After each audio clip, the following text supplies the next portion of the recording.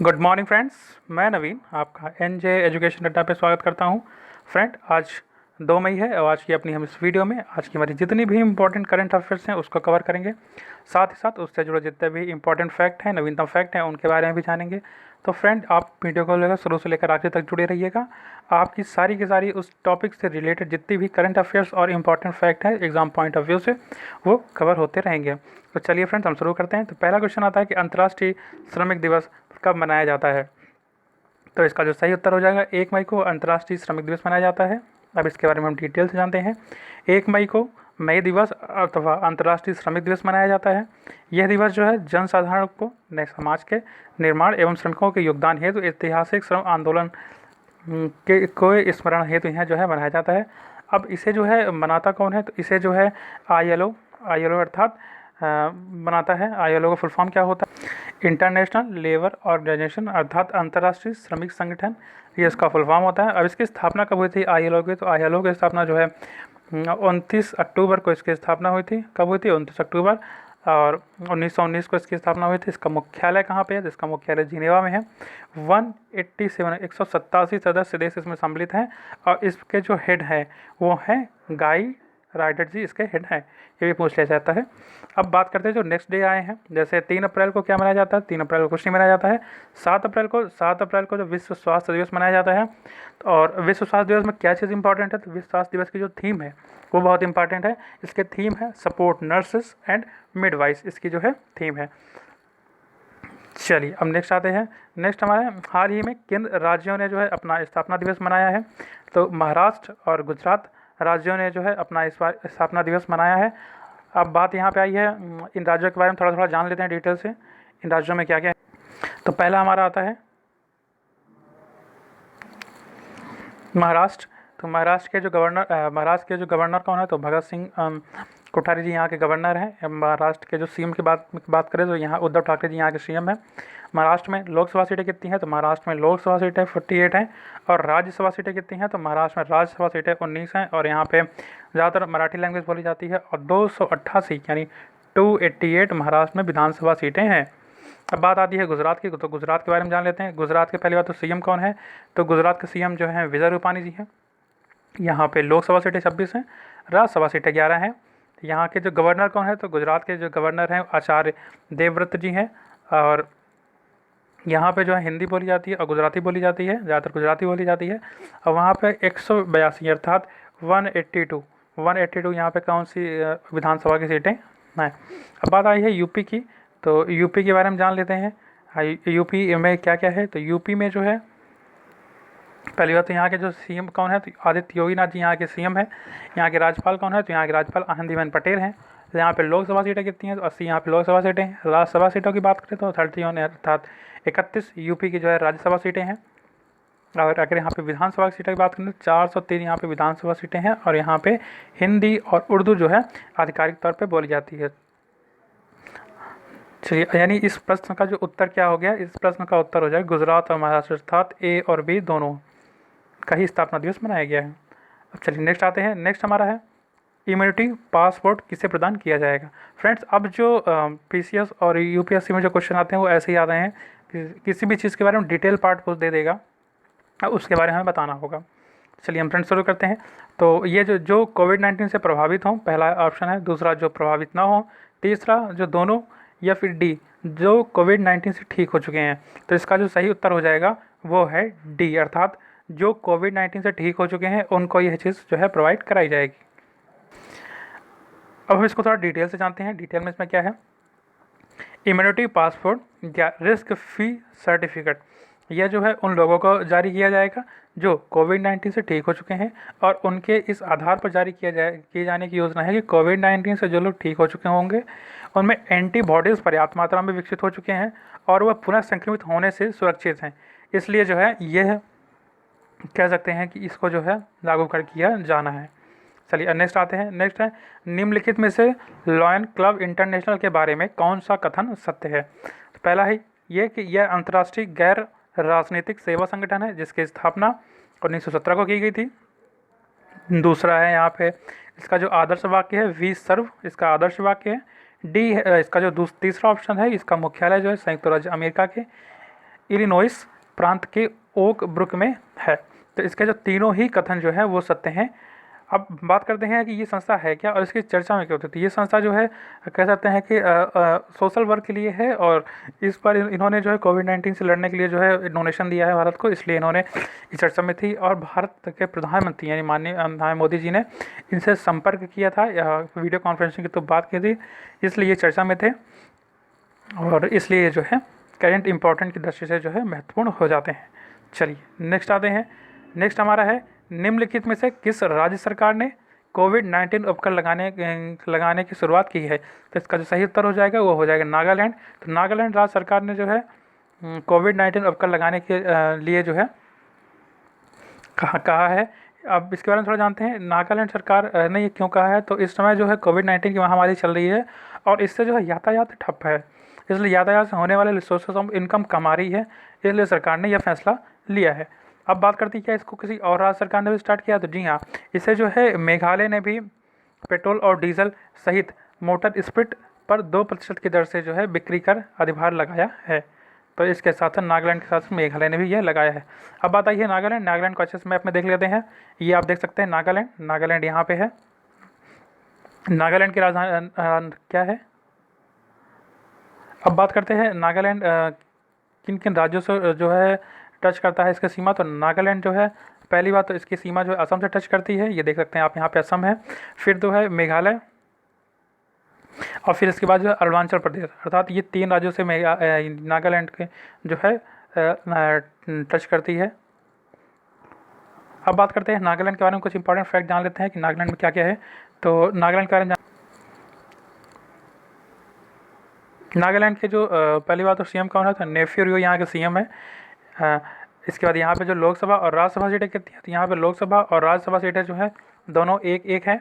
और यहाँ के जो गवर्नर हैं वो RN रवि जी यहाँ के गवर्नर हैं। ये जहाँ पे ज़्यादातर अंग्रेज़ी भाषा बोली जाती है। और नागालैंड में जो है विधानसभा सीटें कितनी हैं, तो नागालैंड में विधानसभा सीटें टोटल 60 हैं। अब बात करते हैं और जो इसमें ऑप्शन दिए गए हैं, असम के बारे में जानते हैं। तो पहली बात तो असम के सीएम के बारे में आता है कि असम के सीएम कौन है। तो असम के जो सीएम है वो हमारे हैं सबिनंद सोनोवाल, यहाँ के सीएम हैं। यहाँ पे जो है इसके जो गवर्नर हैं वो जगदीश मुखी इसके गवर्नर हैं।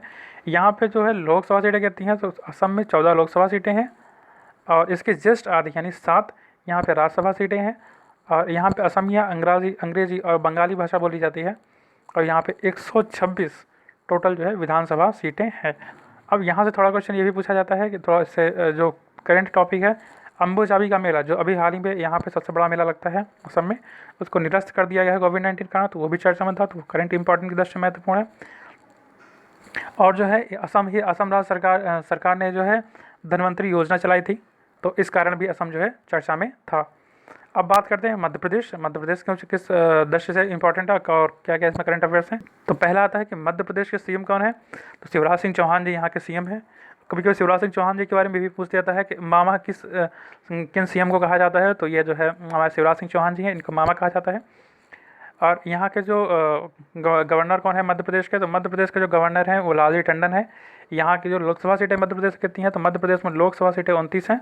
यहाँ पे राज्यसभा सीटें कितनी हैं, तो यहाँ की राज्यसभा सीटें जो है 11 हैं। और यहाँ पे विधानसभा सीटें कितनी हैं, तो विधानसभा सीटें मध्य प्रदेश में 230 हैं। अब बात आई है बिहार की, तो बिहार के बारे में जान लेते हैं। बिहार के गवर्नर कौन है, तो नीतीश कुमार जी यहाँ गवर्नर हैं। यहाँ लोकसभा सीटें 40 हैं, राज्यसभा सीटें 16 हैं।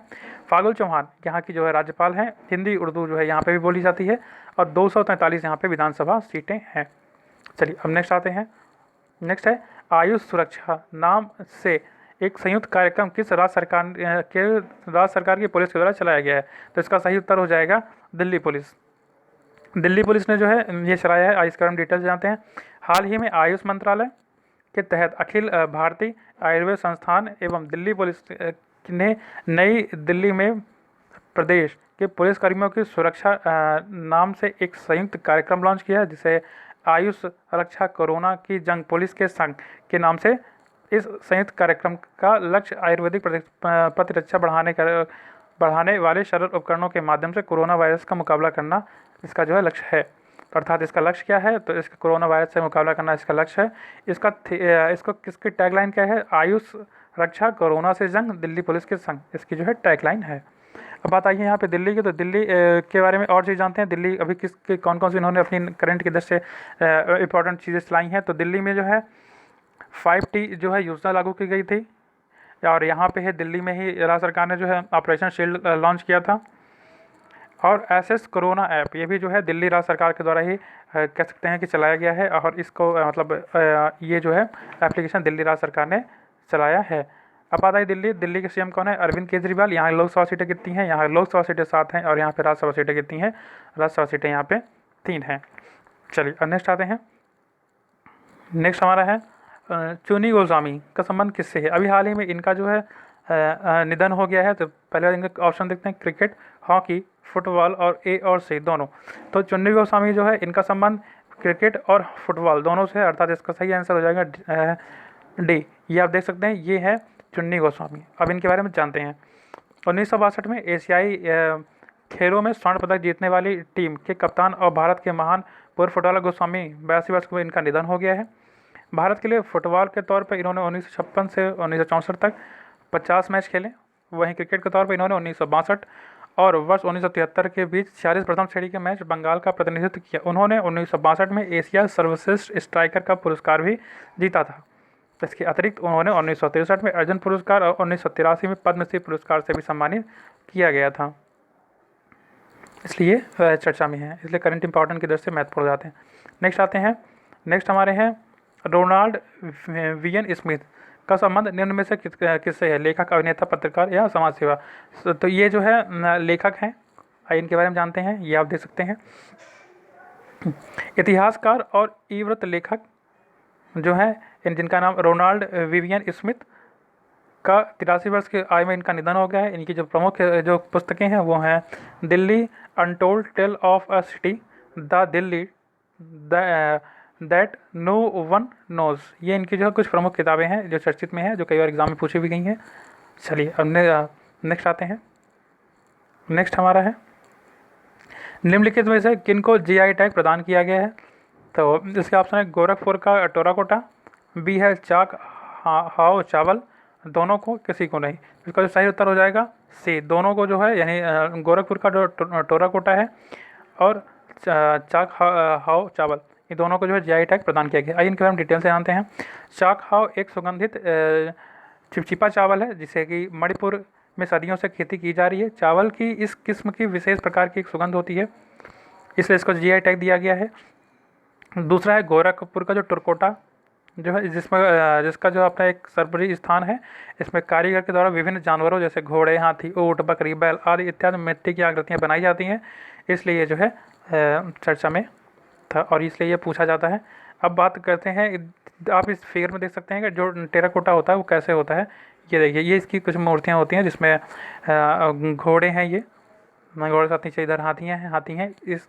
तो ये एक जो टेराकोटा का जो होता है, तो यहाँ से जो क्वेश्चन पूछा जाएगा, यहाँ से यही क्वेश्चन पूछा जाएगा किसे दिया गया है, तो ये हमारे लिए इंपॉर्टेंट है। और इनका संबंध किस राज्य से है?